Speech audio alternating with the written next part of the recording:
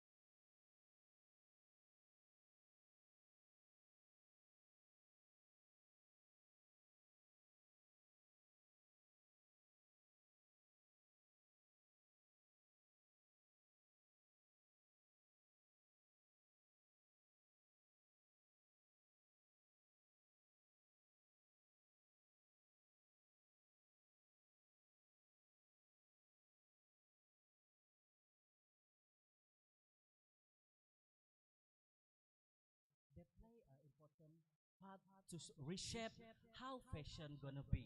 Okay, so introduction. Okay, so the culture has played a role huge role, okay, in the society. How they reshape, okay, the fashion itself. Okay, so every designer, they have their own idea, they have their own philosophy, how they want to represent the artwork. Okay, so as we know, we are Malaysian are very diverse, okay, very diversity, rich in culture. Okay, we got influenced by the China in India through the trading in the Silk Road, through the trading in China Southern Sea. Okay, and then we are colonized by the British. Okay, the British, they leave the legacy for us. And then also people are mentioned we are Austronesian group. Some people mention we are come from the southern Taiwan. Some people mention we are from the Fiji. Okay, so they have many theory by the scholar where we are, the origin of our stuff. But okay, as we know, Malaysian are very diverse. Okay, we have a lot of culture influenced by the biggest culture, for example, China, Arabs, okay, India, okay, Middle East, and also the indigenous stuff. Okay, so the culture is characteristic and a knowledge of a particular group of people. Okay, encompassing language, religion, cuisine, social habits, music and arts. Okay, so from the embroidery to ikat, from songket to batik. Okay, so they have a high variety of textile technique from 700 ethnic made by indigenous Indian, Chinese, Arab, Malay, and European. Okay, so every group have a own uniqueness on the textile itself. Okay, and then plus high skill craftsmanship. Okay, so it's not really over to mention the Southeast Asia is the world for the home of handcraft. Okay, so however, okay, through the globalization itself, okay, so the tradition is getting vanished. Okay, there are issue and complexity. Okay, the lack of oppression from the young generation. Okay, they already forget where the root they are. Okay, because of the monetization. Okay, so today the question is how we gonna to preserve it. Okay, how do we keep this culture richness live in our community, in our society, through the fashion industry? That is the topic that I want to bring today.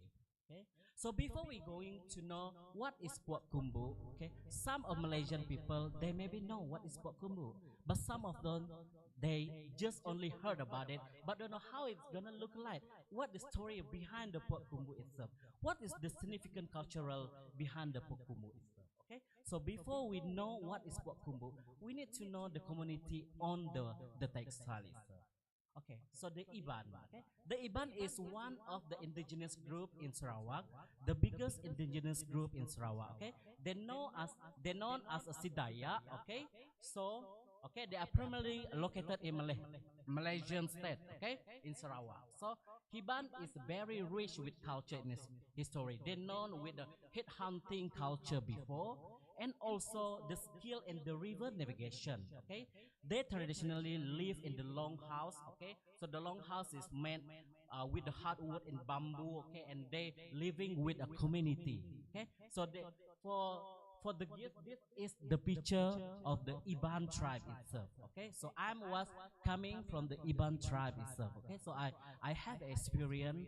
I know how they live. Okay, I until today, I still remember how my grandmother, okay, do the technique on the textile itself. I still remember the sound how they do with the tool itself. Okay, so everything is bring me to back the beautiful memory. Okay, so okay, so this is the puak kumbu itself. What I want to highlight today. Okay, so puak kumbu. Okay, puak means blanket, and kumbu means to cover it. So blanket to cover. Okay, so this is sacred tradition textile. Okay, it's carry on with a rich meaning, symbol, legend, story, and dream. It's related with the Iban belief in origin. Okay, so the traditional Iban is animistic.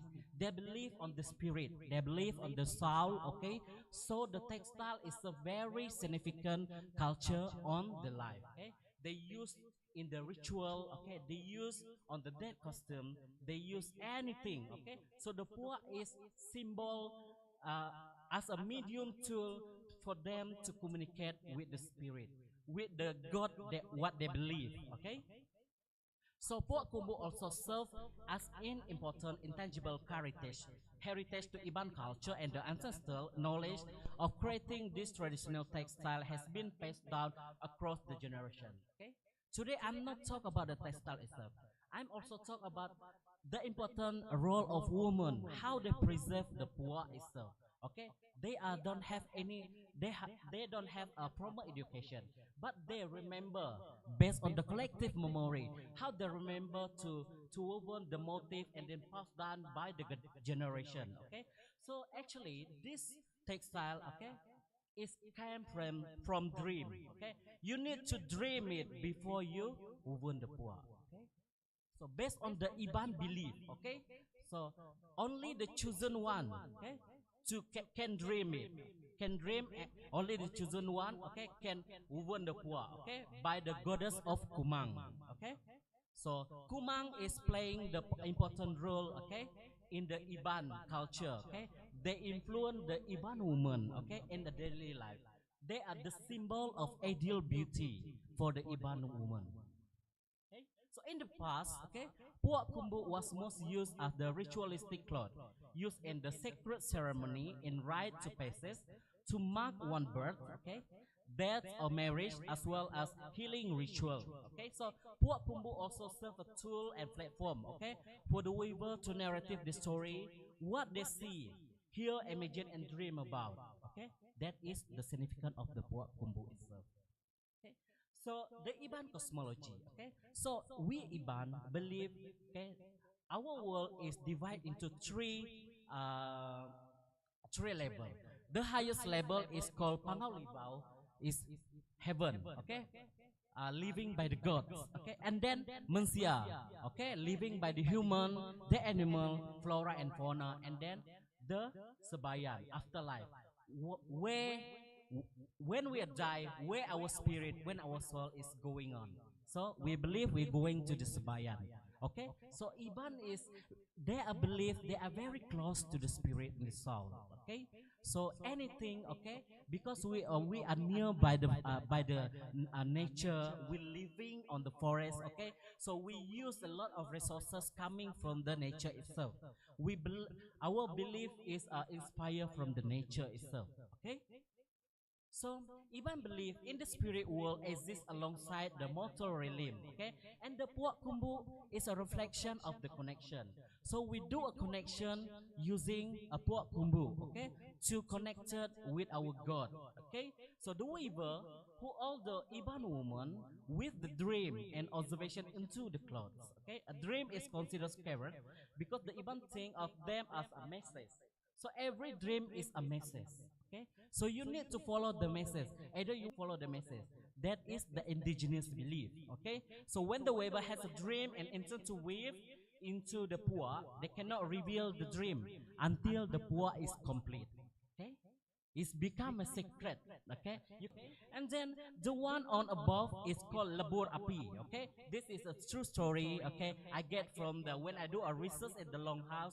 Okay, they give the oral tradition to me. They give some information for me. Okay, and come to dream, but the weaver is they didn't follow the dream, and then suddenly the Longhouse is on fire.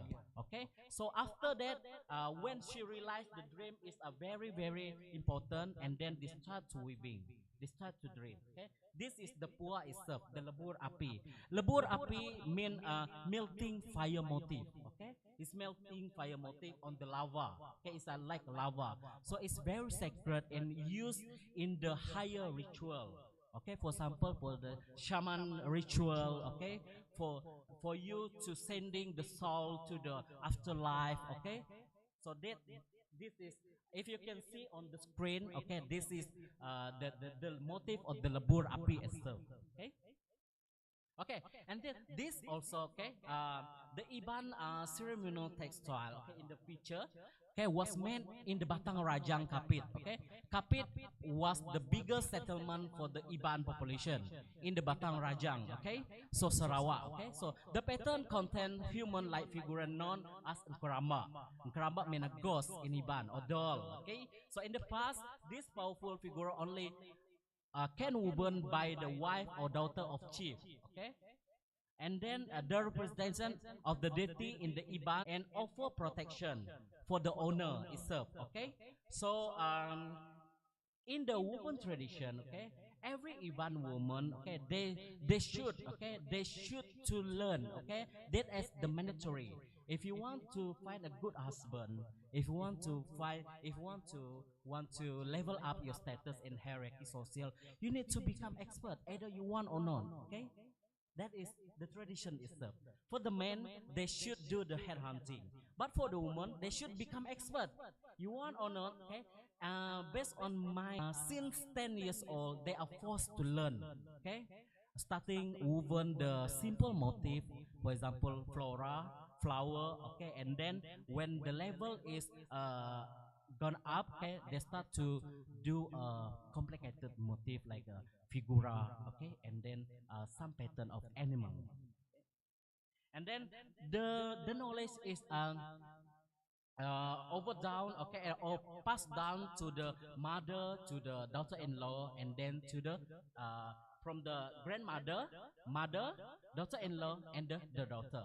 So that is the circle how they pass down the local knowledge to do a woven or local knowledge to intend, okay, puak kumbu. Okay, okay.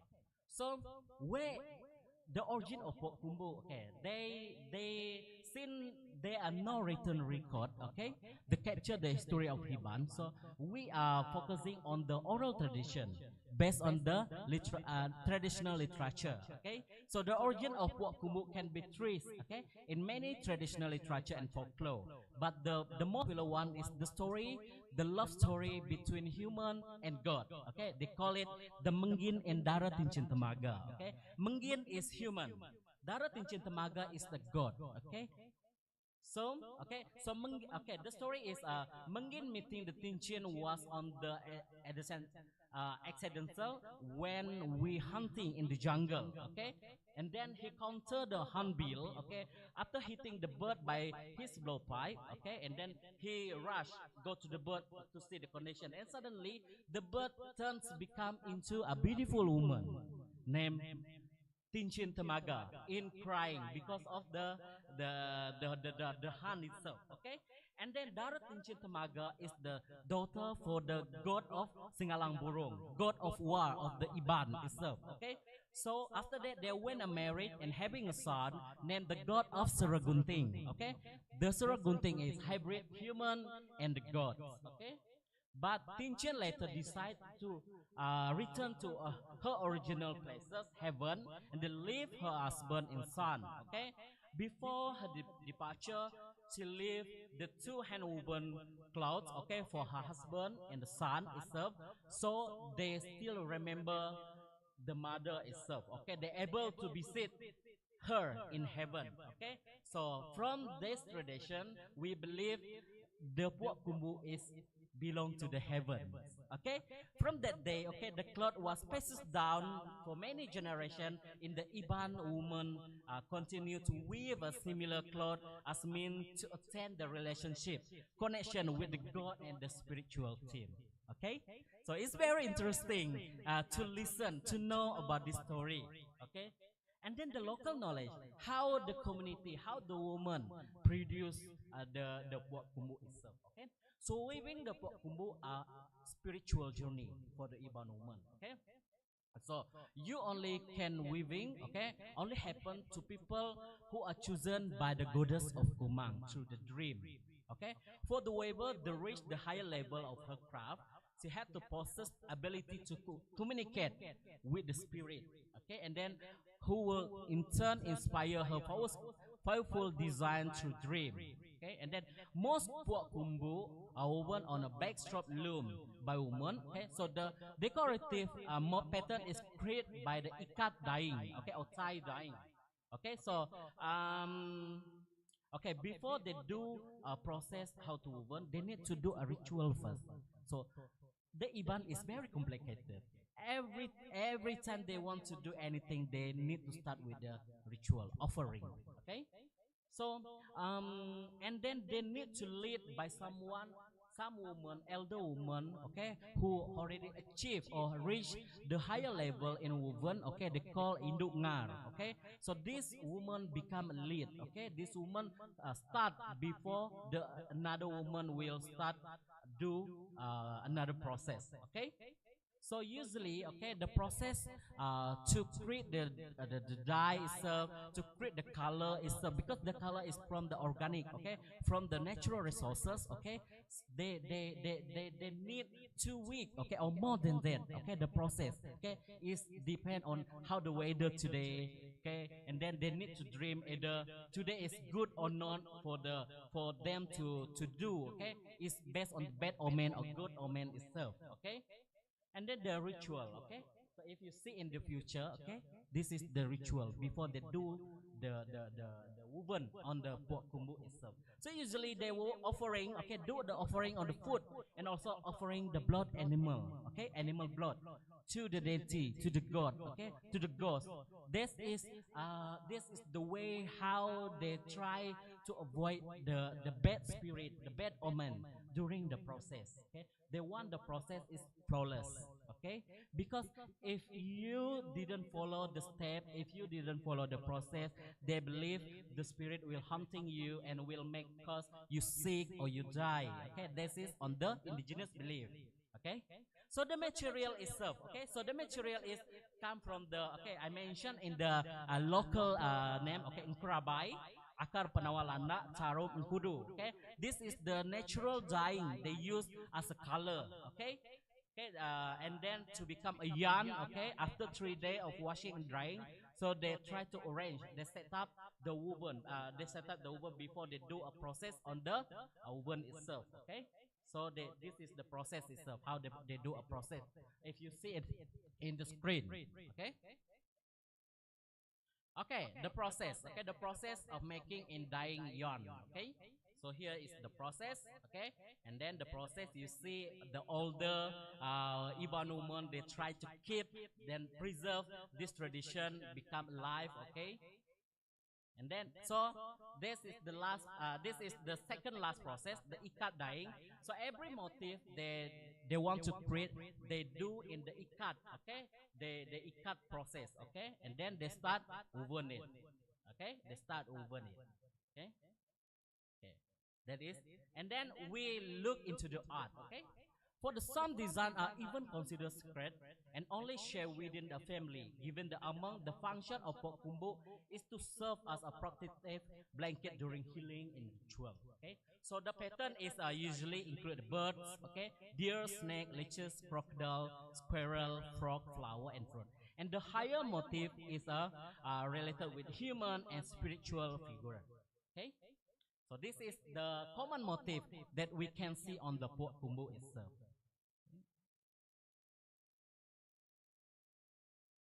Okay. And then this is also, okay, if you see the crocodile, the motif is very abstract, okay.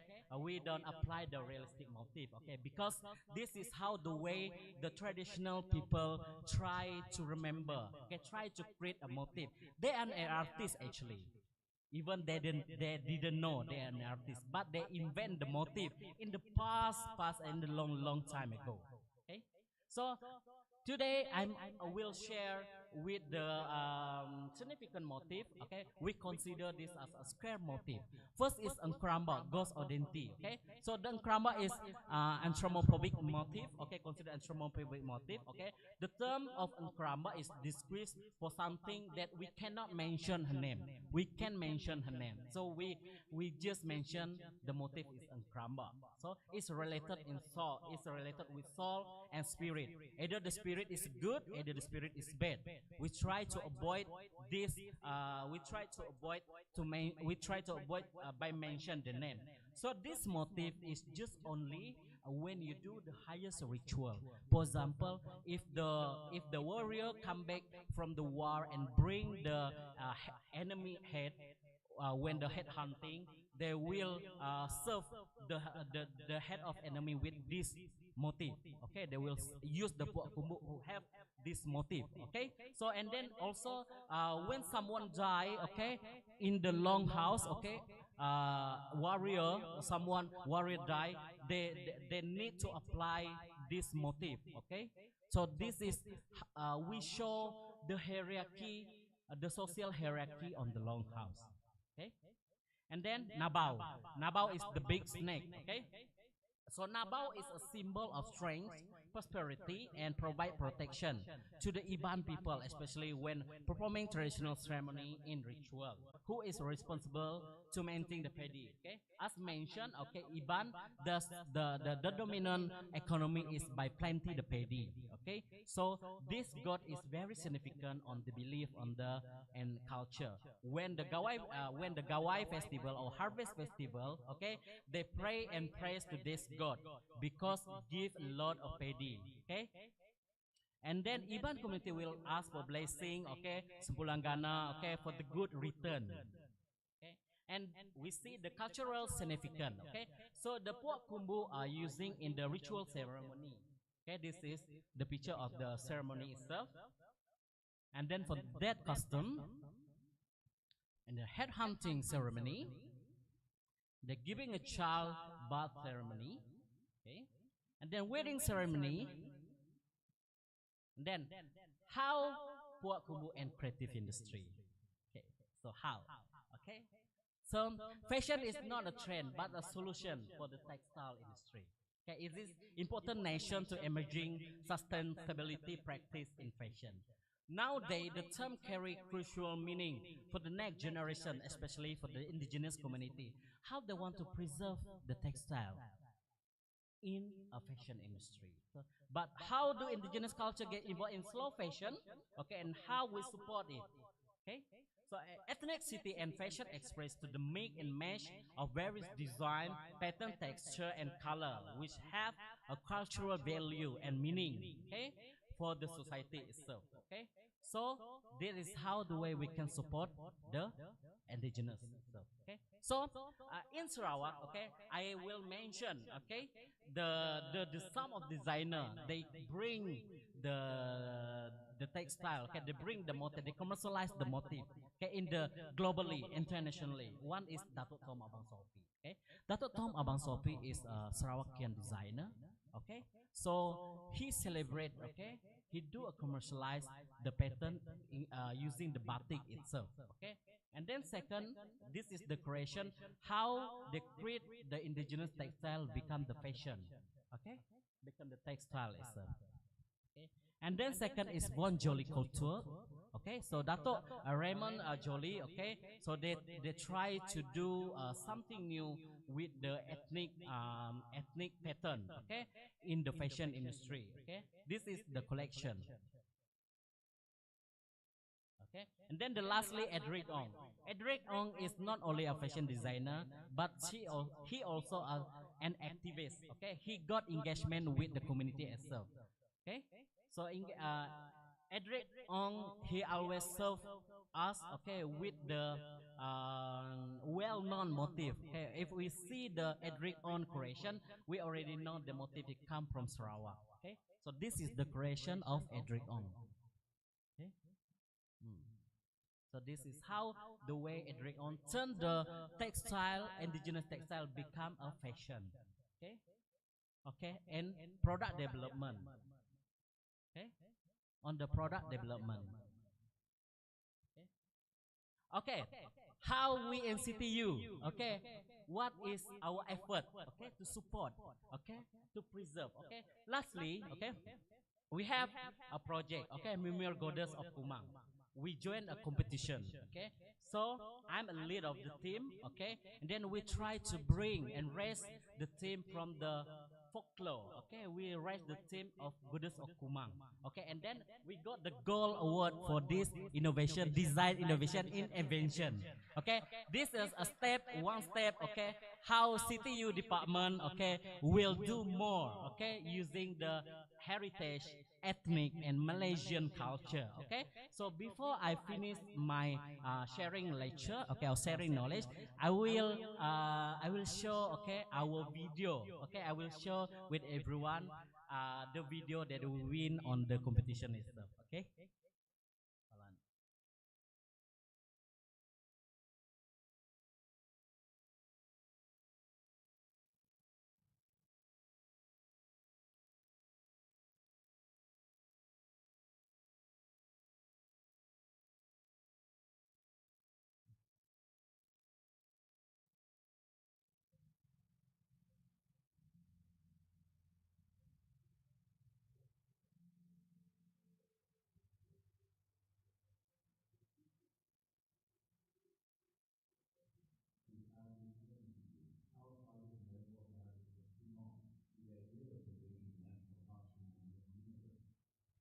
This research is of qualitative nature that focuses on the practice and experimentation of art in processing the image representation of two-man projects with the National Costume Illustration based on Hall's representation theory, 1997.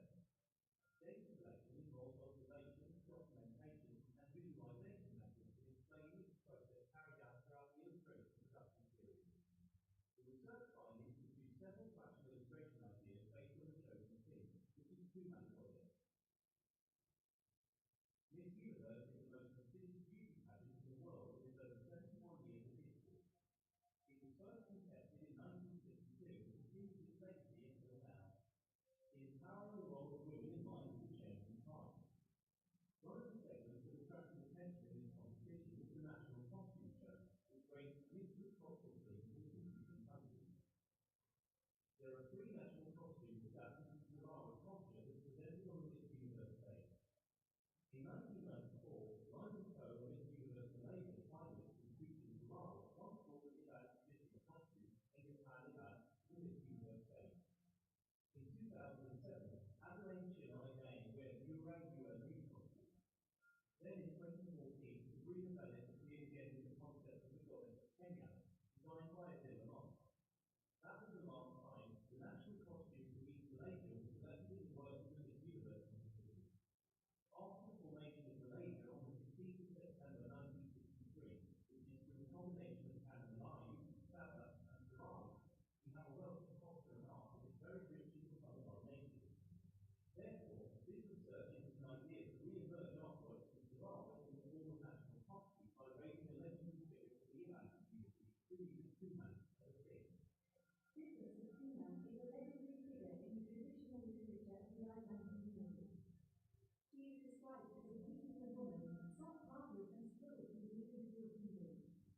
She also believed to have a magical power in healing the sick, helping experts in the art of manufacturing, and giving courage to Iban warriors during war. According to Iban oral tradition, Bibi Kuman is a princess who has a great influence in the life of the Iban community.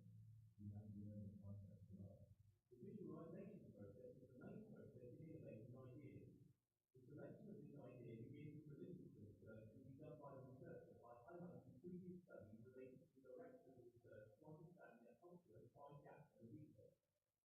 Then group discussion to determine the theme and concept for the design of the visual board. Fashion illustration is the artist communicating fashion ideas in a visual form of a written narrative illustration, drawing and painting is also known as fashion sketching. It is mainly used by fashion designers to brainstorm their ideas on paper. 8 sketches have been made based on the inspiration of the visual board, which helps convert it to the culture of the Iban people. This process is carried out for more than 2 weeks, and through the improvement process to achieve relevant, realistic, and contemporary ideas while still maintaining the identity of the Iban people. The selection of sketch is done carefully before producing the final design to ensure the originality of the idea, high innovation power, and its impact on the contemporary fashion industry in Malaysia and internationally. The selection of illustrations for the final design is an idea that has been worked on after screening the selection of 8 preliminary sketches. This selection is in return to the objectives related to the themes and concepts that have been selected during the visualization process. Therefore, this final sketch is called the Charm of Goddess Kuman. The pencil sketch for the Charm of Goddess Kuman will be scanned in PDF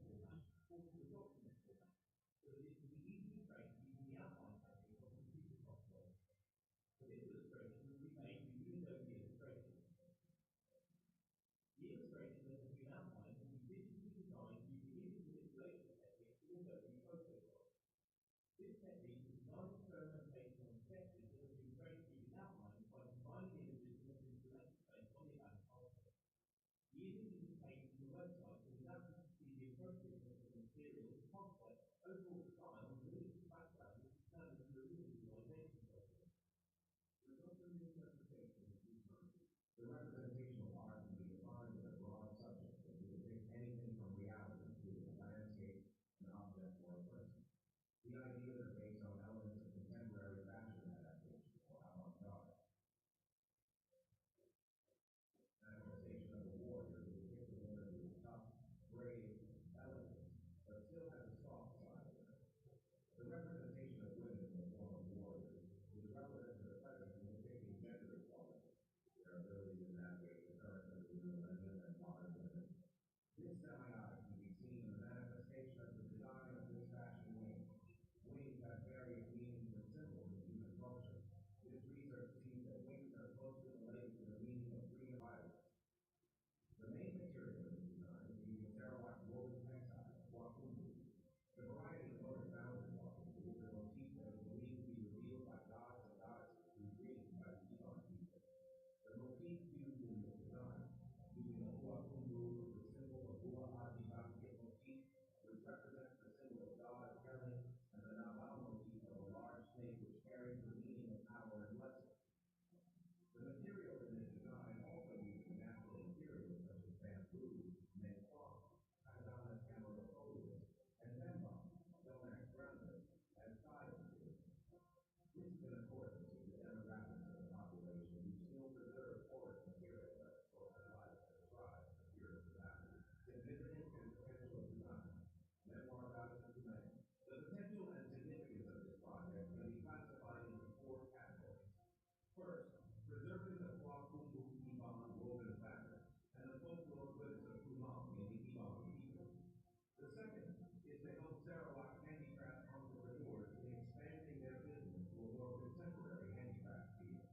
Thirdly, intensifying and stimulating the Malaysian fashion industry by presenting the talent of young designers, especially the students in Malaysia higher learning institution for them to explore various fashion genres in order to remain competitive.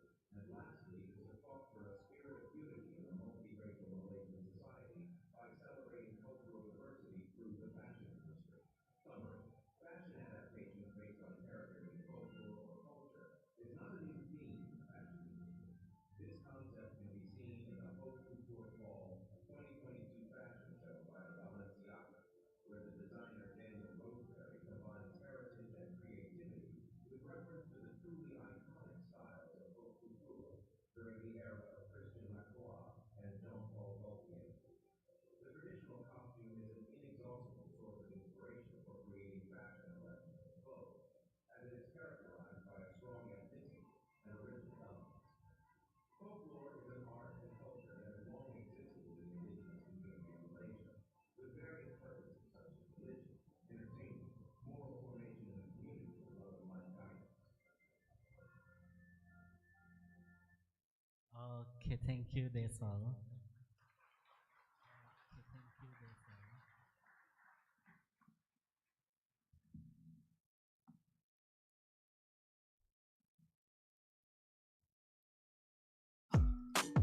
Diam tu meditasi, hamba like terus madi. Kadada-dada, okonogi, kena mula bertapa. Bambarayon tu semangat padi. 下次想，哪里是我的故乡？两把狗比。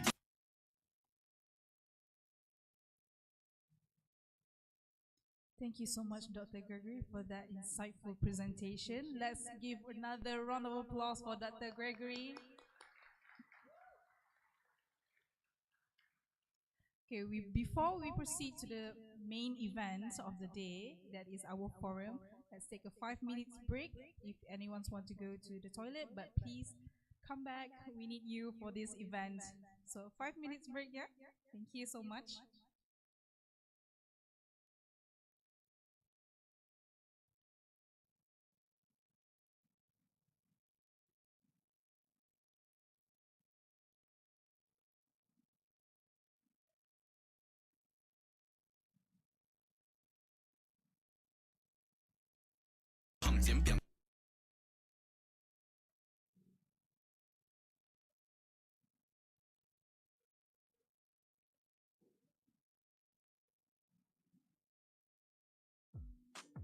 Diam tu meditasi, hamba like terus madi. Kadada-dada, okonogi, kena mula bertapa. Bambarayon tu 我独 semangat 在 padi. 下次想，哪里是我的故乡？两把狗比。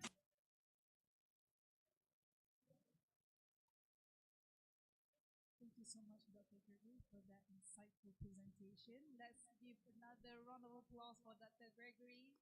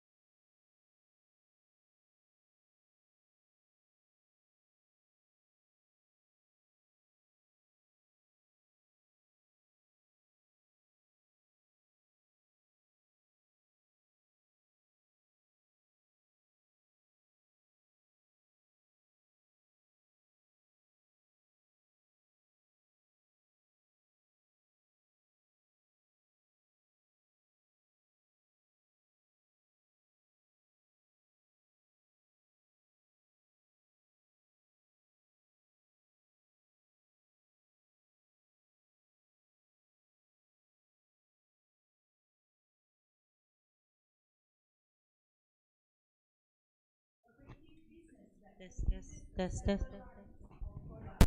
From clothing and accessories to lamps and lighting, and offers creative design services.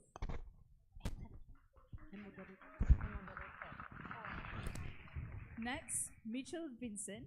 Mitchell was selected as a designer delegate to showcase his work in Kuala Lumpur, Malaysia, through which he gained invaluable experience and set his sights on future fashion business travel. And Mitchell won the Emerging Designer category for Miro Moda and also been a finalist for the Established Designer category at New Zealand Fashion Week.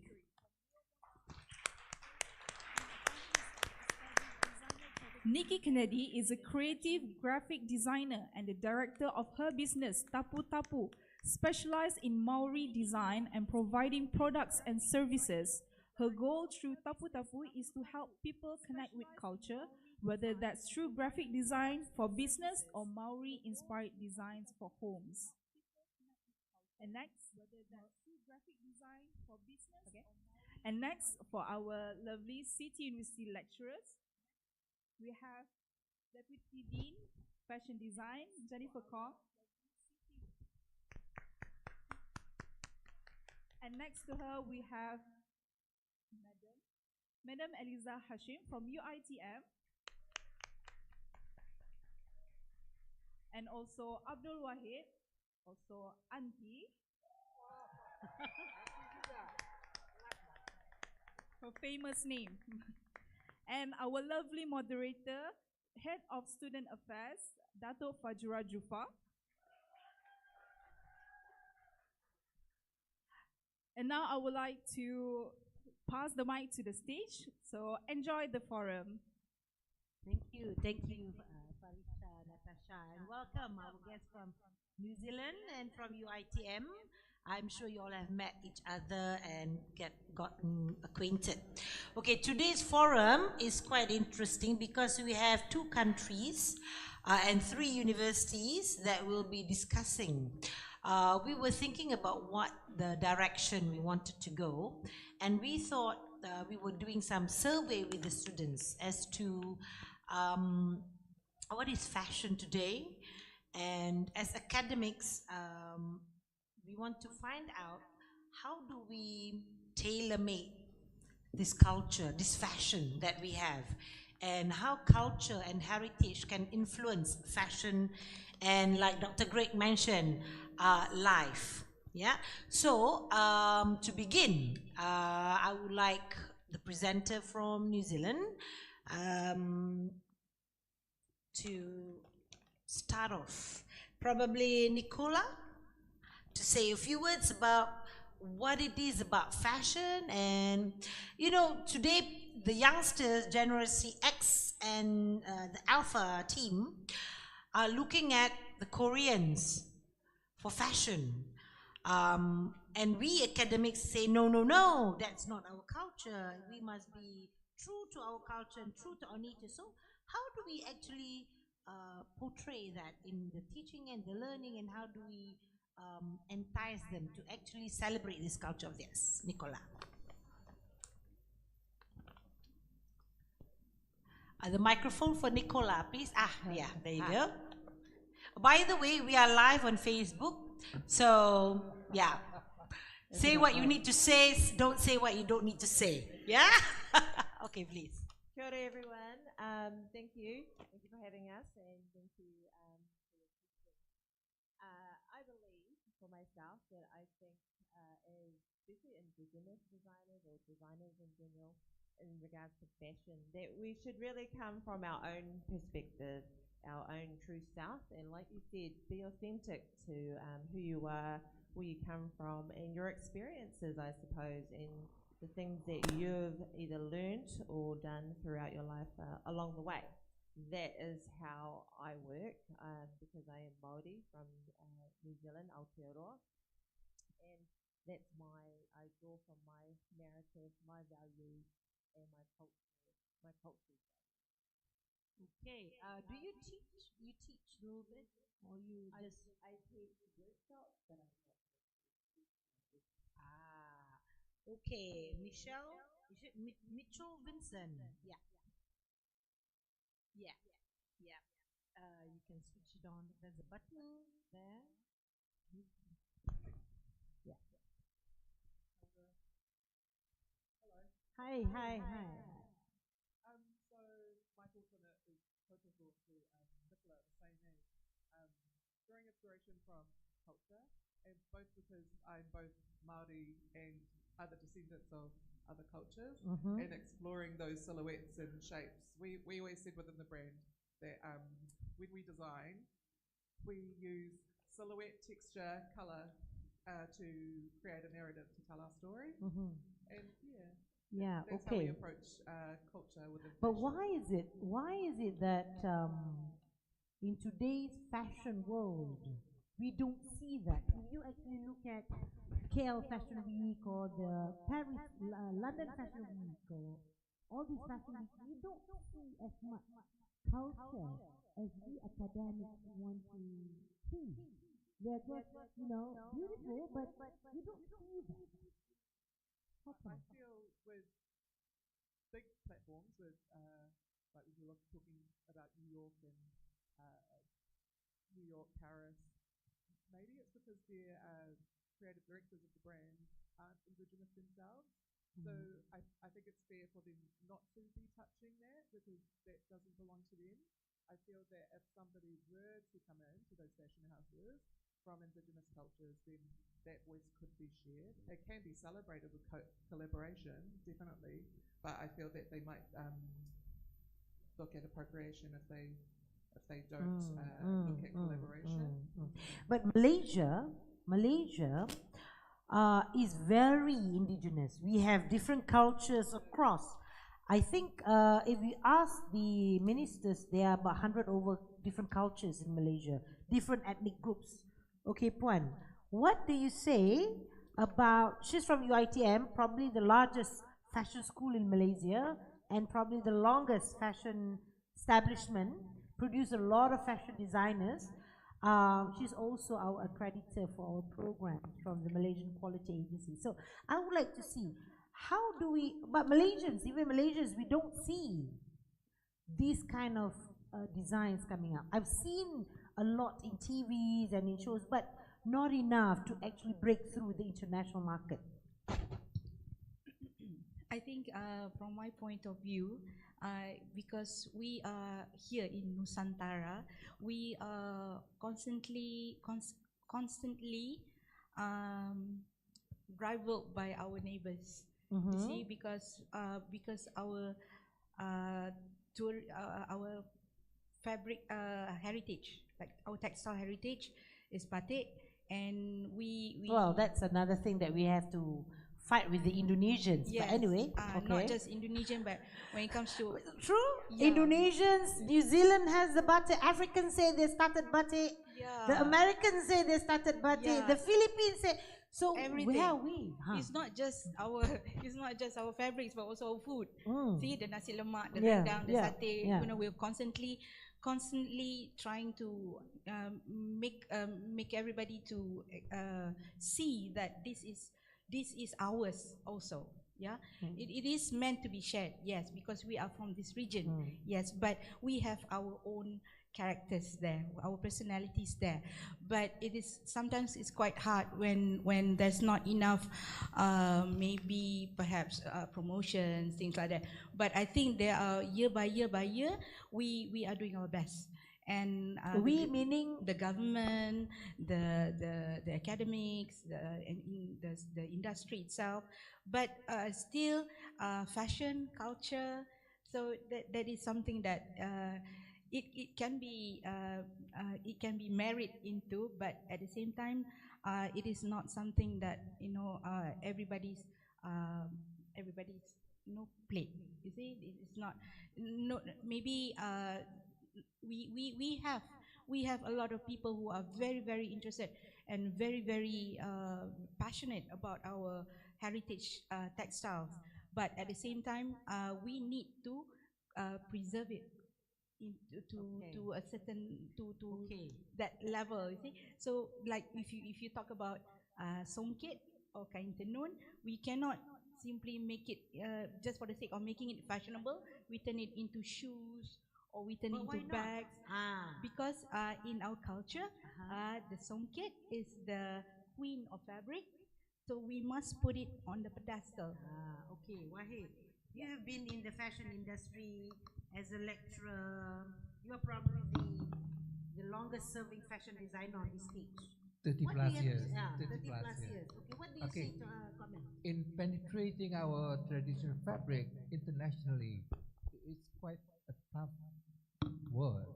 And furthermore, the government itself has already like having fashion shows all over the world. Like, but still, uh, the feedback from them, it's I don't know where the fault lies. There must be something. You mean the government of Malaysia or Yeah. some governments have tried to push it Yes, through, push but it. it doesn't break through. And people don't Maybe actually accept the it. acceptance. You can butt in and contradict him. You know? Globally, it has been acknowledged, but acceptance is less acceptance because if you see, we have beautiful traditional fabric, like batik. Besides batik, the one I'm wearing, this is block batik. Yeah, it's not janting. Janting is freehand, and then we have kain tenun pahang, kain tekat. They're very beautiful. But the problem is that to push it internationally, that's where I don't know where the fault lies. Maybe Puan Eliza might. I can just probably Yes. add to some of that. What we have here, basically, I wouldn't say big problem, but it's one of the challenges here because we are in short of experts to create these fabrics and to create these heritage fabrics because we don't have many weavers. Like mentioned by Dr. Gregory, it is a very time-consuming process, and and especially in this era, we don't get to. It's very difficult to convince the young people to be involved in producing these fabrics. So that is one of our biggest challenge actually.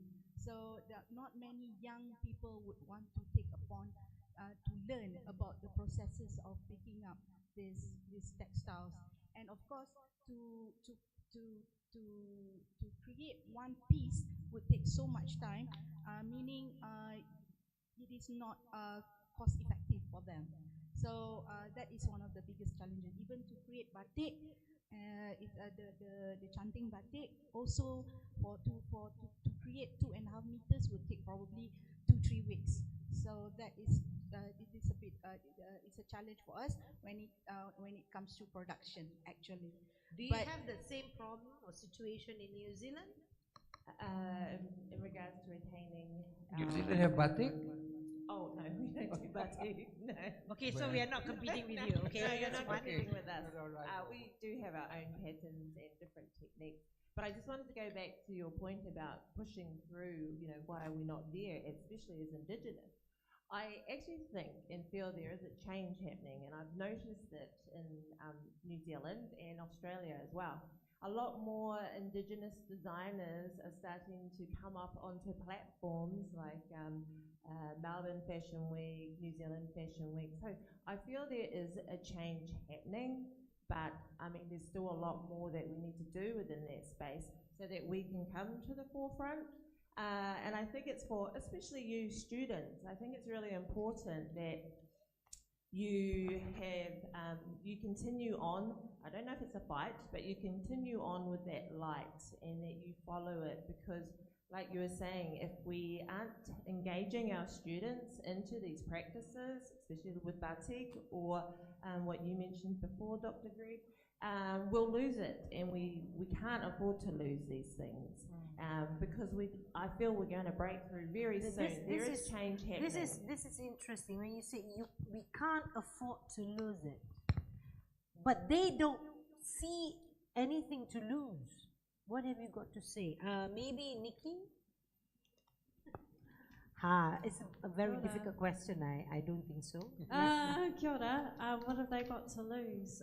I think it's the speciality and uniqueness of your culture and who you are, because otherwise you just become like any other designer, brand, there's nothing special. So what you're about to lose is your uniqueness. And that's something special that you should hold on to. You have a background in graphic design. I do. Yeah. How does this uniqueness affect design as a whole? Yeah, kia ora. So we specialise in Māori design in particular, and in brand design and logo design. So for me, it's about creating authentic Māori patterns and designs to create the visual identity for businesses. Because we've seen a lot of cultural appropriation with our culture in terms of a lot of non-Māori using our symbols and icons and patterns for commercial use. So for me as a Māori designer, it's about creating authentic design that represents the values of our culture. Okay, Miss Jennifer, we're talking about designs, we're talking about putting out in the market.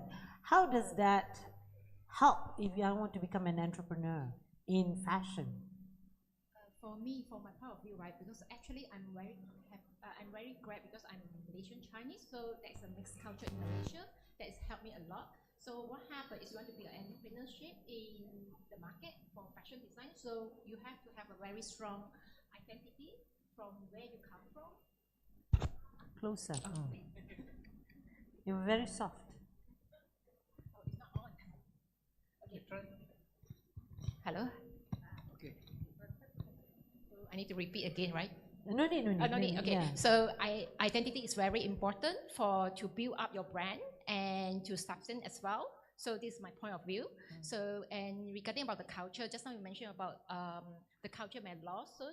I mean, so to sustain it, so every designer should play a part of it to make it happen and to cooperate with institution or a designer to come across of it. Okay. Anybody has anything to add on culture, design, indigenous, sense of, yeah. Sorry. Go ahead. I think events and forums like this are important where we can have this discussion. Very grateful for the organisations and the universities and the likes of CCAPE and City University to bring us together to have this discussion with students, to encourage, hopefully to inspire, to bring you on this journey with us. We're designers ourselves, and we need more coming through. So I think these are very important. Well, we are rationalizing our thoughts on this stage. I would like to open the floor to students. There are different groups of students here. There are fashion students, there are design students, there are business students, mass communication students, and there are different sorts of students from the clothing industry here today. I am sure, I'm challenging them, I am sure they don't know what to do. They're like, what are they talking about? I'm just doing my design. You know what I mean? So, this is an opportunity for any one of you to ask these remarkable people because they have the knowledge and they can share with you what you can do. You have a few more years as a student. They're from different countries. They're from Malaysia, they're from China, some are from Africa, different countries. Bangladesh, so, but generally, they're a mix. So I would like you all to maybe ask questions so we can answer what you need to know, so that we can bridge between fashion and culture and business together. And we have Aina Nabila to actually help you with the questions. Sure. All right, students, you heard that too. So if you have any questions, you can come and ask, and you can get your answer now. Yes, my dear. John, is it? John, please welcome here. Can you guys give a round of applause to John?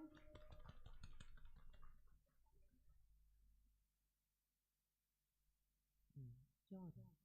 Sounds quite fashionable, yeah, with his long hair. Hi, a very good afternoon. Sorry, good morning, guys. I'm John from Mass Communications. I've just got a curious thing of like, what made you to be influenced to become a fashion designer, and what was the inspiration that got into you that you step up being a fashion designer? Thank you. Different people have different. I'm not a fashion designer, but I won't answer that question. Oh, kia ora, thank you, John. For me, I fell in love with making my own clothes when I was a student, when I was young. I used to like to stand out. I didn't like wearing what everyone else was wearing, so I decided that I wanted to be different and unique. It was when that seed was planted when I was young, like a school student, that it started to foster and grow. So that's what inspired me right from a young age. And then as I grew, it was about sharing my culture, because it's very important to me, and sharing the stories. I love to consider myself a storyteller through my clothing, through my products, and sharing that with you all. That's what I love about it. Are your clothes on sale? Yeah? So John, check it out. Next. The button. There we are. Takes a bit of a turn. I'm very much the same. I tell my stories through my kakahu, through my clothing. How I fell in love with clothes is because I just loved fashion. Growing up, I saw personality in fashion. As soon somebody becomes themselves when they put their clothes on in the morning, and I wanted to be a part of their story, so that's how I started creating fashion. Yeah, in order to tell my story on people's bodies is completely different as well, because you become a canvas for me, to be able to wear my fashion, which is a beautiful thing in itself. Okay. So also about inner self-satisfaction. What about you, Mr. Wahid? Well, usually there's something that would trigger you to fall in love with fashion. Like Vivienne Westwood, the late Vivienne Westwood, the mother, a seamstress. That's why it triggers. And the father was a cobbler whereby you can see that she's the one who designed the platform shoes. And she's very eccentric, yeah? Very punky, and well, I love her. And also, same applies to Calvin Klein. He was born in the Bronx, America, a uh, very active kind of area. And the grandma and the mother itself has been involved with fashion. That triggers him to get involved. And he also depicts his design from the lifestyle of the Bronx. That's why you can see that most of his design are very casual, carefree, and it's very accepted. He's been inspired by the Bronx, the lifestyle of the Bronx. And, uh, and besides that, he also ventured into shoes, undergarment, perfume. So that's how they divert themselves under the product itself, so that not only just fashion, perfume, shoes, undergarment. Now undergarment, you can see that most model wearing showing the Calvin Klein with underwears, right? So you can let's see. not talk about underwear here. Okay. I just watched Victoria's Secret Fashion Runaway, and I was amazed how they actually transformed the basics to very flamboyant, very extravagant design. So what we show on stage is a little bit different than what we actually. But it is culture. It is what we wear. Okay. Does it answer your question, John? Any more questions? Yeah, I kind of agree with Mr. Mitchell just now. We are our canvas. Wherever that we wear, we are our canvas. All right, another question? She needs to say that, right? She's the Yeah, canvas. I need to say that. Okay. All right, another Any question, question? my dear? What's the name, sir? Dr. in the back. Any questions? Kevin. Anyone? There, at the back. Oh, there you go, the handsome young man. Come here, my dear. Fashion student, yeah? Fashion students. Give a round of applause.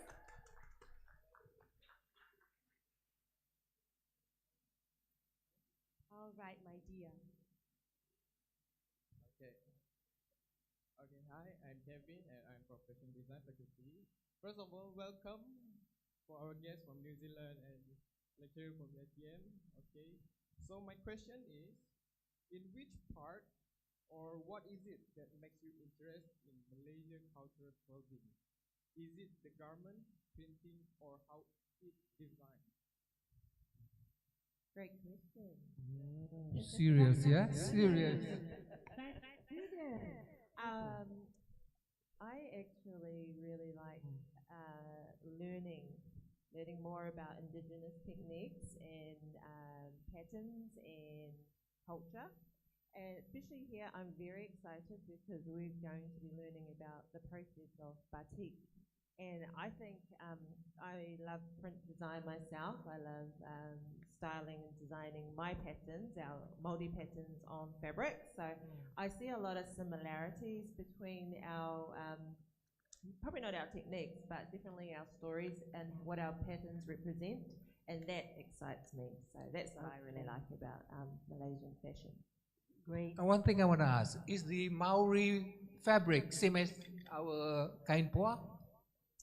No, oh, well, not, I suppose not the actual technique and way it's made, but some similarities between the stories that you tell with symbols and the process. We were just talking about it before, Dr. John and I, about the dream. Some similarities, not really close, but very similar. Yeah. Okay, understand. What about? I fell in love with Malaysian fashion. I came 10 years ago. I was a student and I visited to do a runway with Jimmy Choo. And that was 10 years ago, and I met the university at the time and was working with the students there with transfer. And that's when I was introduced to the amount of cultures that were here, because I was completely ignorant to it because I was so young and exploring my own culture at the same time. So that's where I fell in love with culture here. Yeah, thank you. But you didn't fall in love with me. Yeah. You have something to say about that? Jennifer?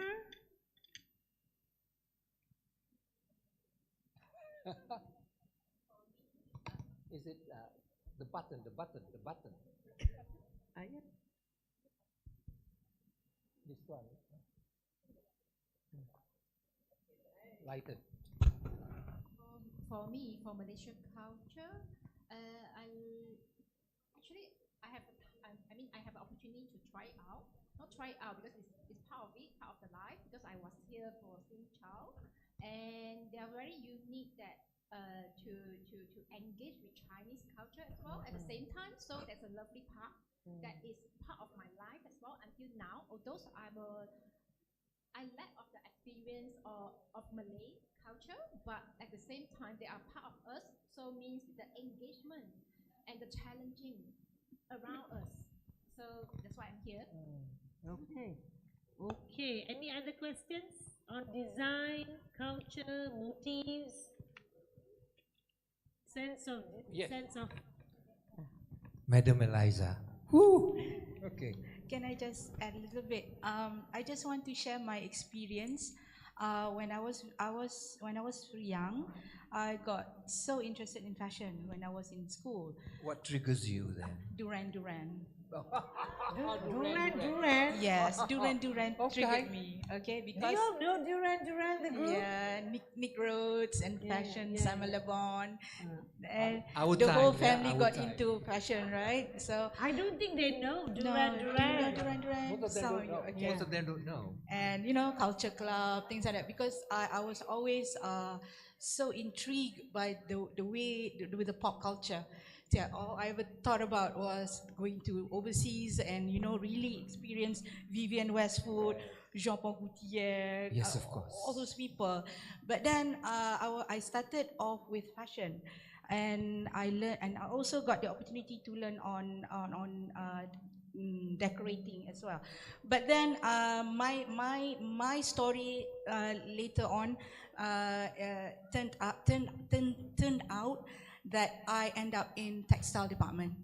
So I struggled a little bit, although I thought I still am teaching patterns, illustrations, fashion design, but I was more with, I got more involved with the people from the textile industry. So when you talk about textiles here, it's all about culture, it's all about heritage. So that's when I got so in love with textiles. And I think I was so blessed in that way that I got the what do you call, Sandra Rhodes would say, fashion is fashion, but the textile is the Cinderella of fashion. So that was it, because you cannot do fashion without the Sandra fabrics. Rhodes is a very popular Sandra Rhodes? textile designer, yeah? Yeah, Sandra Rhodes. Yeah, Sandra Lovely, Rhodes. lovely. She's still around. And yeah, she was in Malaysia in like 2016 or 15 like that. That I Kraft remember, Tangan brought, that I remember. Alta Moda brought her in. Alta Moda brought her in.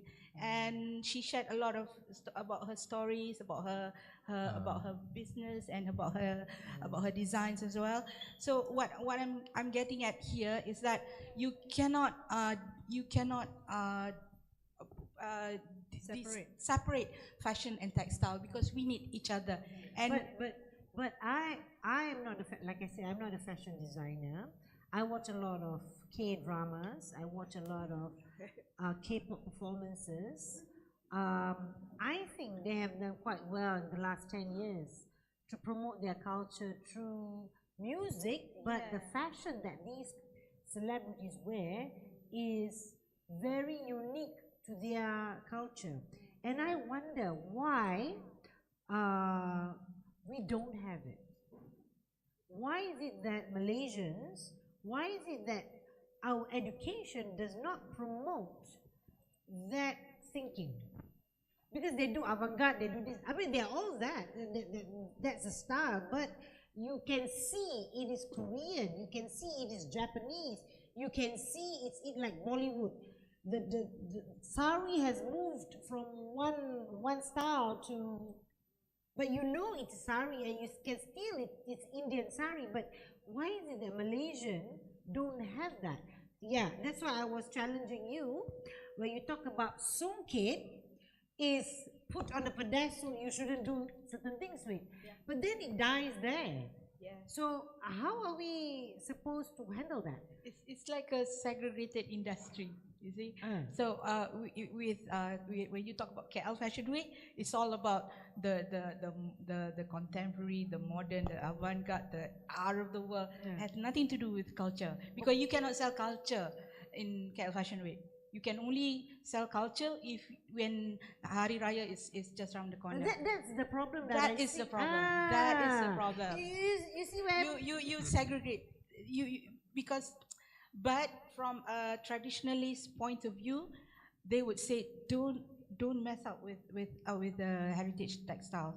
You cannot do that, because there are people in that industry who would want the traditional textiles to be as it is. But that's what the traditionalists.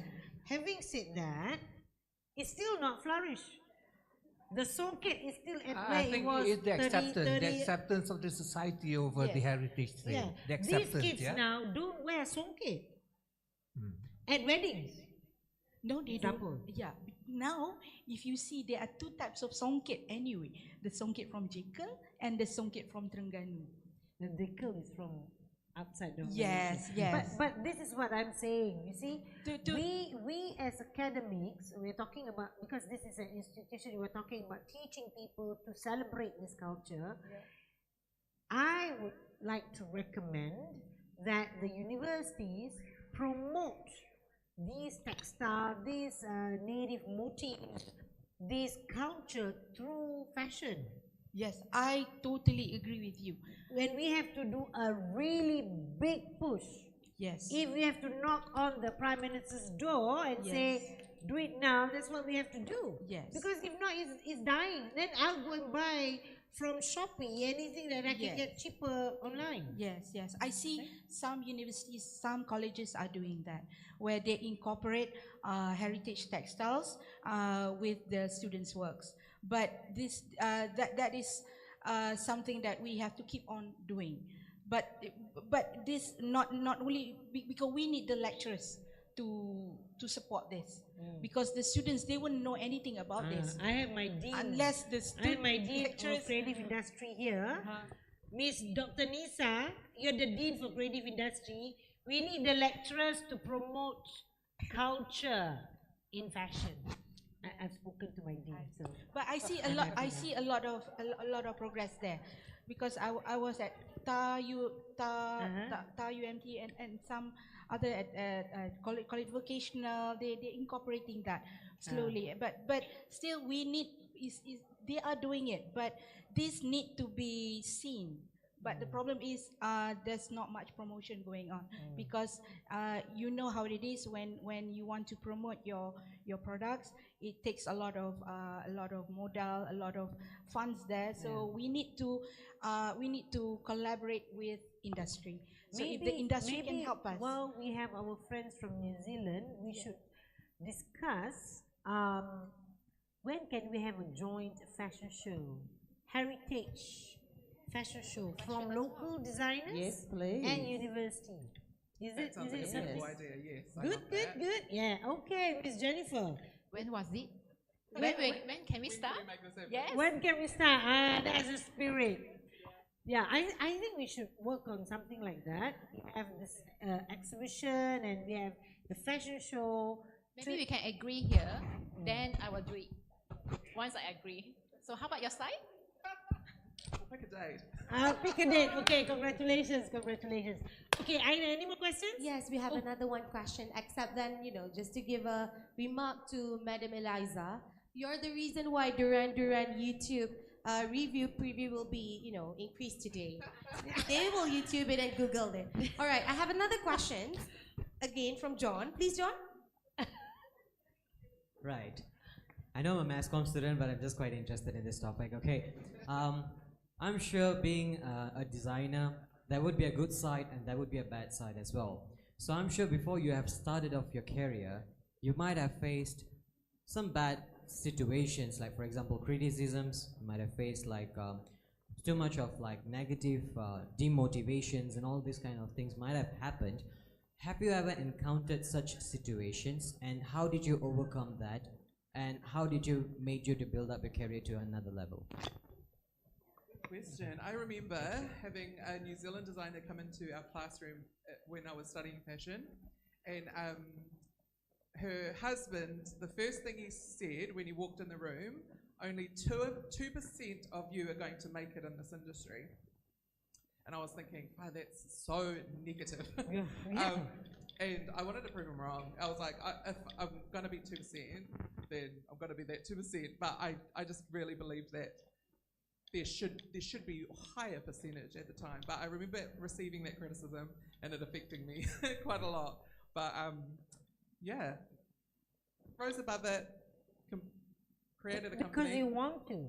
Yeah. Because you trust that you will be rising above it, and you work towards it.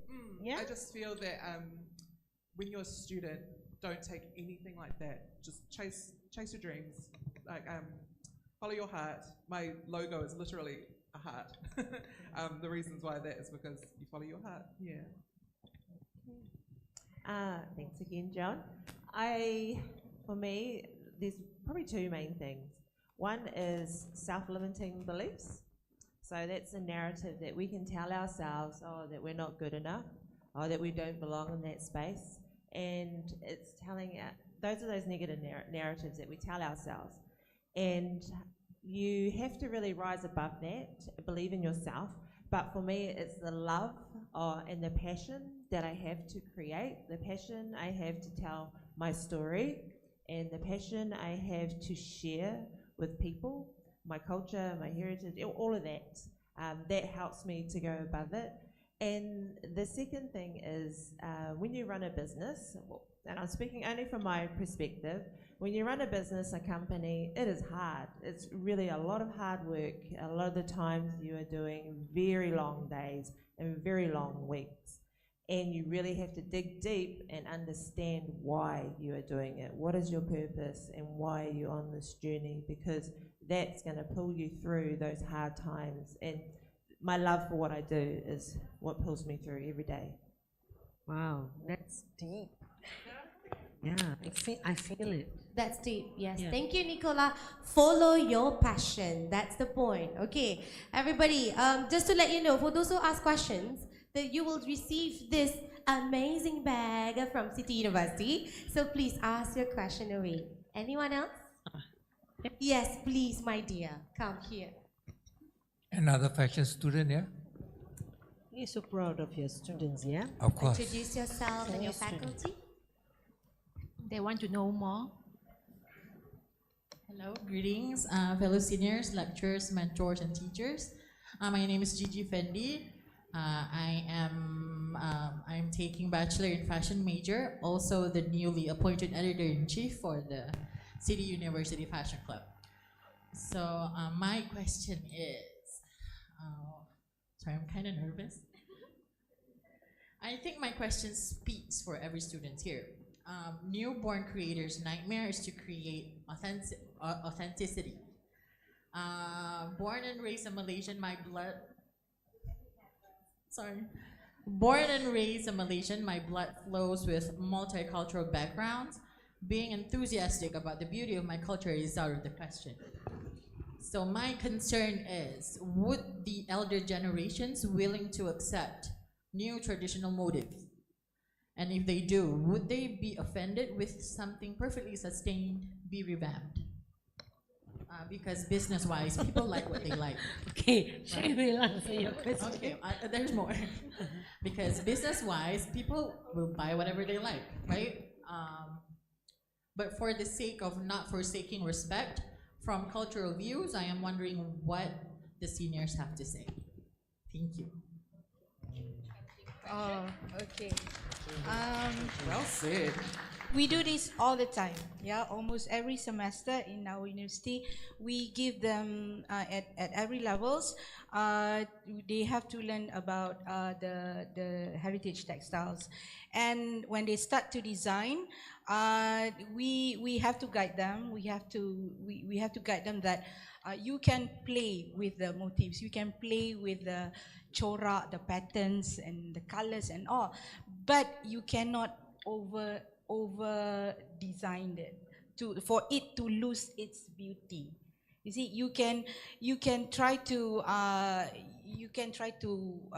repattern it, play with it a little bit, and maybe play with the proportions, but don't lose its beauty. That's all it is. And meaning you have to be, innovative. yeah, you can be innovative, but sometimes these symbols, these motifs, they have meanings and they have messages, and the way that it is worn. Sometimes, like when you talk about the batik sarung, like it's a piece, it's a batik sarung. It's a batik sarung. It's not a yard kain, kain panjang.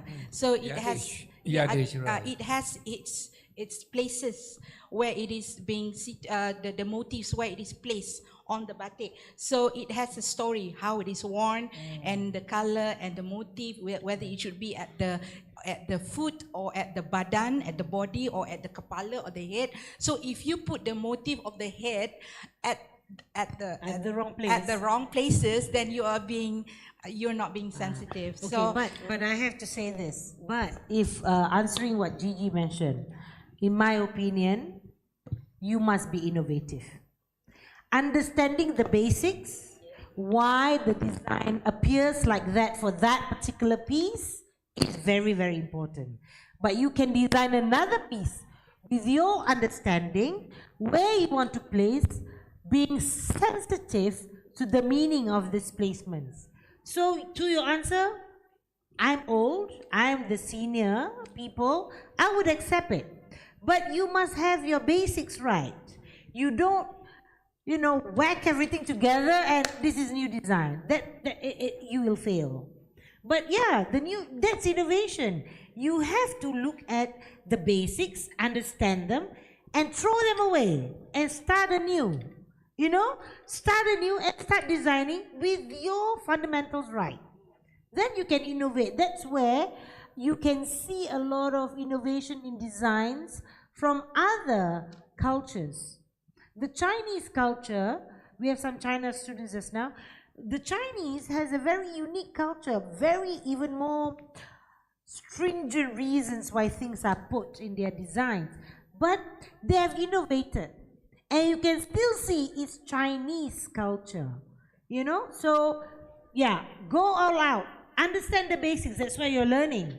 Then when you go, throw them all away, do new things. Well, don't throw, but you know, chuck them all away, do new things, understanding the basics. I think that is where innovation is. Yeah, you know, don't just follow the old ways. Those were done those days for those reasons.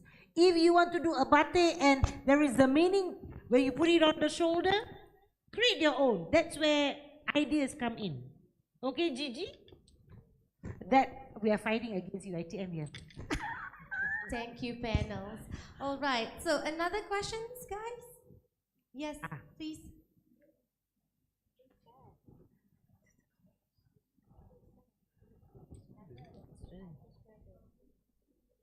Okay, good morning, daughters. Thank you for giving me a chance. I'm Jason. I'm from China. I'm studying at the PhD of City University. This is my supervisor, Dr. Lisa. Because I study and traditional culture, so I want to ask how to treat the relationship between traditional culture and modern design. How to bring traditional culture into modern product design. So what are the biggest challenges of being a temporary designer? Thank you. Yeah, that goes on to his thesis. Thank you for that question. I sit in that space. I have learned traditional techniques from our culture. So what we call whakairo or carving, to raranga, weaving. Only thing I probably haven't done is tāmoko, which is our tattooing. That's probably the one thing I haven't learned. A lot of other stuff.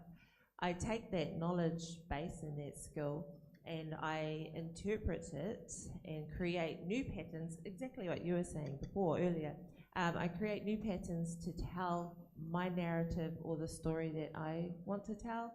So I'm taking those practices, because you're right, some of them are traditional and they can't be put in specific places on the body or used in specific things, generally. So yeah, I've taken those skills and that knowledge and that research and interpreted it into my own pattern. So I will use, I don't know, lines and whatever to create the story that I'm telling. So that's how I do it.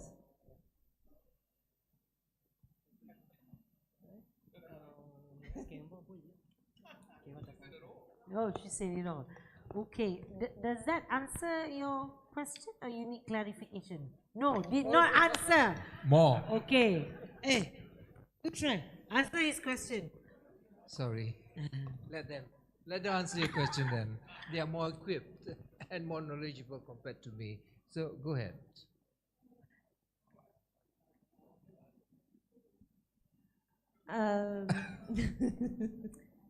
To make it contemporary, you mentioned, right? The heritage, how do you make it contemporary? I'd probably have to show you the work. So it's hard to describe a pattern and technique when I don't have specifics. Oh, okay.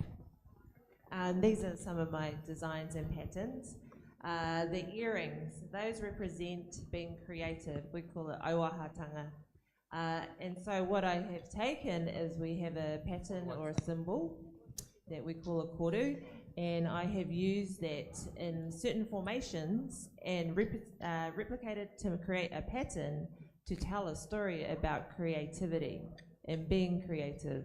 The one next to her, the garment, that is my interpretation of one of the stars that we have, because we are in Matariki, so it's one of the stars and it's telling the narrative of, I'm pretty sure it's Waiti, it's telling the narrative of fresh water.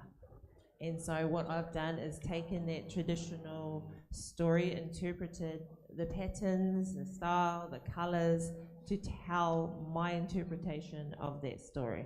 I don't know if that helps much more, but that's how I do it. Okay, please.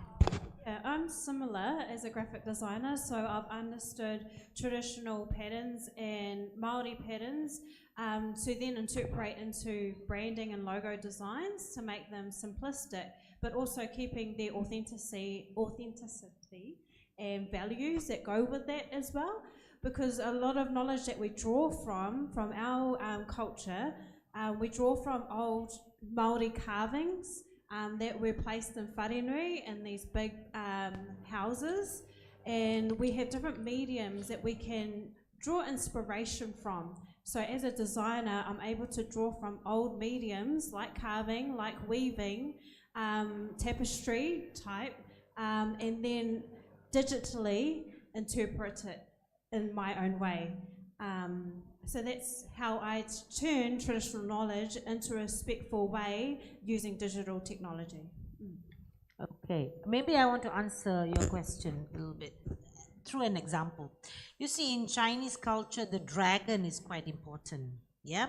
So if you understand why it is important, the look of it, there's a lot of depiction of Chinese, the dragon in movies. They're also depicted in the texture, the scales of the dragon and all that. So if you understand why the dragon is taken, made of such, or put in such a level because of its uniqueness, the scale, the symbolism it has, and then you use that knowledge to create something else, then in a contemporary design, even if you want to create a new textile, then you can do it that way. But understanding, so people will relate. And then, of course, when you create that textile, say the scale, the scale, you don't use the textile for certain things. For certain, you don't do it as an undergarment. You use it because it represents dignity, it represents stature, so it is probably on a robe, you know, things like that. So then when you understand why certain things are put on a certain level from the heritage, then you know where you can or you cannot use this symbolism. Yeah, so then you can do whatever you want. You can put it on anything you want, if only you understand. Same thing that you say, the Pucuk Rebong or the Songket. Why? It was only done for the elite in the Malay culture. But now everybody can buy. But you don't put them on at the bottom of your shoes, because it's not that symbolism. It doesn't carry that meaning. So yeah, you cannot prostitute that against one another. Yeah. So I think design is of that nature. Yeah. All right. Did I pass my PhD paper? Thank you, Dato, Nicola and Nikki, for your view.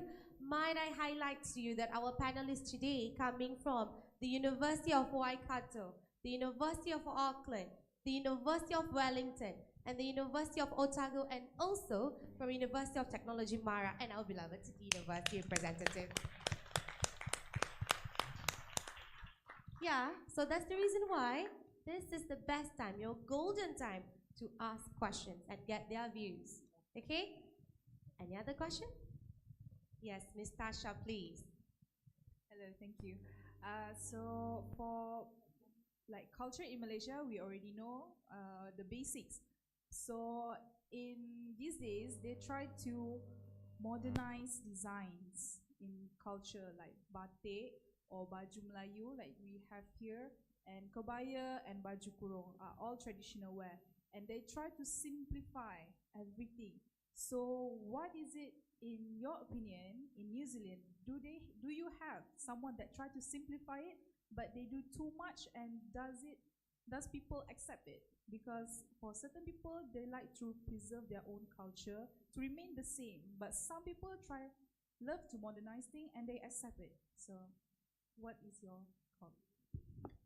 I've seen some beautiful examples in some of our contemporary meeting houses that we call marae and wharenui, and I've seen designers take our traditional koru or symbols and then honestly strip it right back and give it a modern, almost a techie style to it.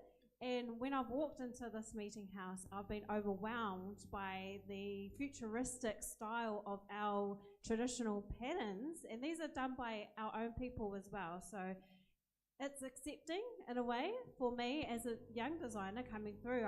That inspires me to see that they've taken traditional concepts and actually blown it out of the water, but it's done in a respectful way. I think we always have to ensure that there is that narrative that goes with it to respect its what we call as mana, its integrity. Yeah, so there are cases though where other designers who are non-Māori who take a symbol and then make it simple, but it's done in the wrong way or in the wrong intention. So we try and encourage that as long as your intention is good in terms of your design and changing patterns, then that's accepted, that's okay. But yeah, when the intention is wrong and they just want to put a koru, so our little symbol that goes like that, there's this thing where they just want to put koru on everything. They'll put it on typography, they put it on fonts, and it's done in a really distasteful way. So yeah, and it's about us as just making sure that we're looking after that process, and yeah. Okay. Okay. Thank you, Ms. We can go on another 3 hours because we are lecturers here, but I think we are done. They will be available again for you to chit chat before the end of the day. Dato, I have questions. You have a question. Yes, I have questions too. So I wanted to ask, are we going to have a showcase on Nicola, Nikki, and Michelle and Madam Eliza artwork or designs later? Are we going to have that? On the screen. On the screen. All right then. Okay. Yeah.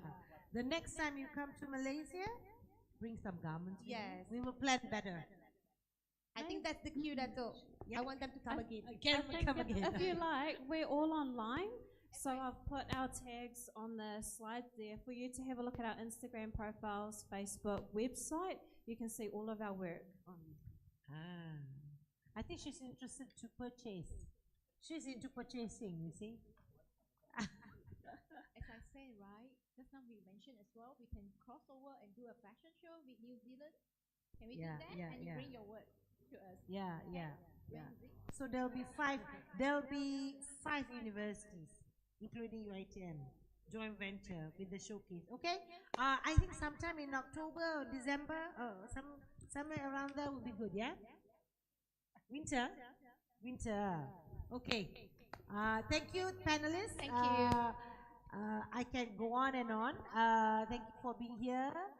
Thank you for being to Malaysia, sharing your knowledge with us. I'm sure the students would have gathered some, if not a lot of information about culture and how it affects design and how it affects fashion. Back to you, Natasha. Okay, thank you so much for our panelists and our moderator for today. Please remain seated, but I would like to invite Dr. Nisa, accompanied by Matfia, and both of you to the stage to receive the token of appreciation from City University Malaysia. Please come forward to the stage.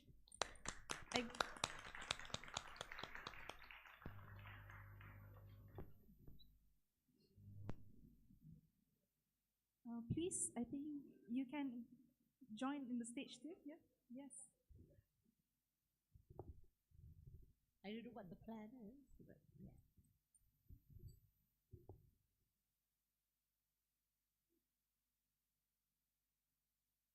First, I would like to give the token of appreciation to the Marfia Tatlik, Rachel Kingi, Nicola Tekiri, Mitchell Vincent, and Nikki Kennedy.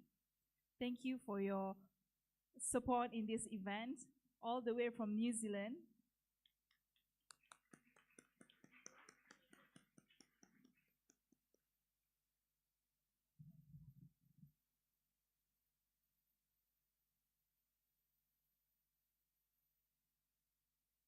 The rest, I think, can be included in the picture as well.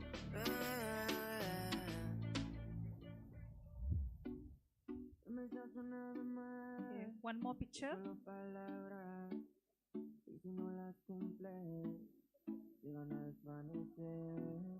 Algún día volverás, tú al lado mío, y yo de testigo. Vamos un, dos, tres, sin estrés, muéstrame sus pasos, te cuento hasta 10 y And then we have another token appreciation for Mrs. Eliza Binti Hisham from UITM. sin estrés, muéstrame sus pasos, te cuento hasta 10 y ven. Yo sé que Thank you so much for your time and support. quieres conmigo, amor, todos esos placeres que brinda la vida y que nos hace tan feliz.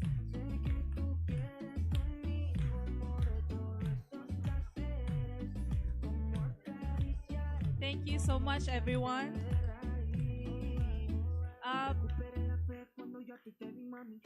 As we come to an end of this remarkable forum ceremony, I would like to take a moment to express our sincerest appreciation to each and every one of you. Today has been a truly inspiring and enlightening experience, thanks to your active involvement and unwavering enthusiasm.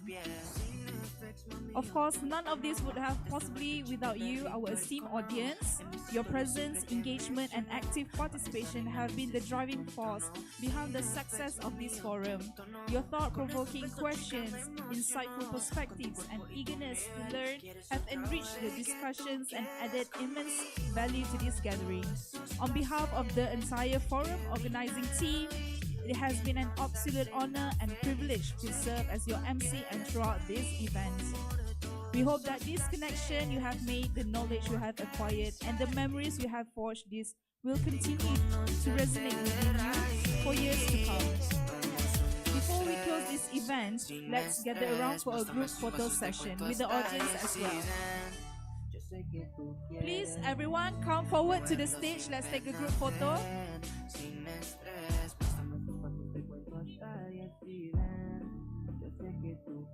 Everybody, please join.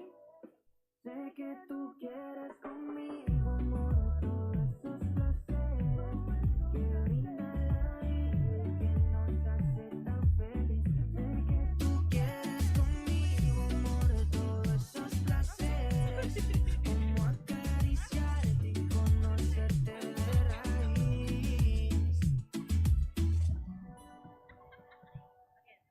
Deseo el futuro, bebé. Ya tú sabes.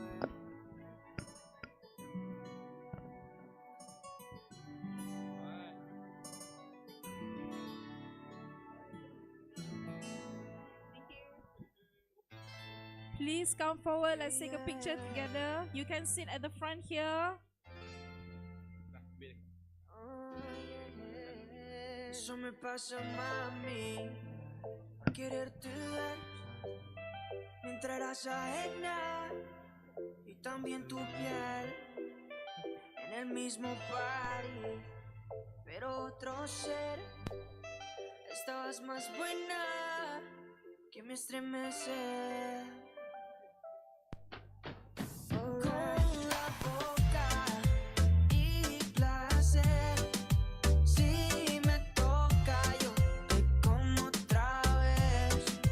Con la boca y placer, si me toca yo te como otra vez. Ella era mi parcerita y besaba como niña bendita. The students yang sebelah sini masuk tak? Are you coming in? Are you joining? No. Pa' pasar la noche, hago de psicólogo, escucho sus reproches. Él le manda a ella canciones de amores mientras ella audicionando para 12 corazones. Ay, qué pecado me da ese muchacho tan enamorado. Y justo a ella le da por cometer conmigo sus pecados. Somos como un huracán, como el sol derritiendo en el helado. No nacimos para durar, si no disfruta lo que no ha pasado. Boca y placer, si me toca yo te como otra vez. In 3, 2, 1. Okay, one more time. In 3, 2, 1. Everybody good with freestyle.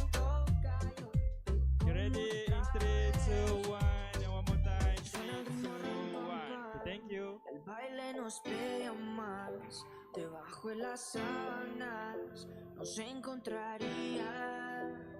Suena el ritmo, ram, pam, pam. Vamos pa' una ronda más. Tu cuerpo se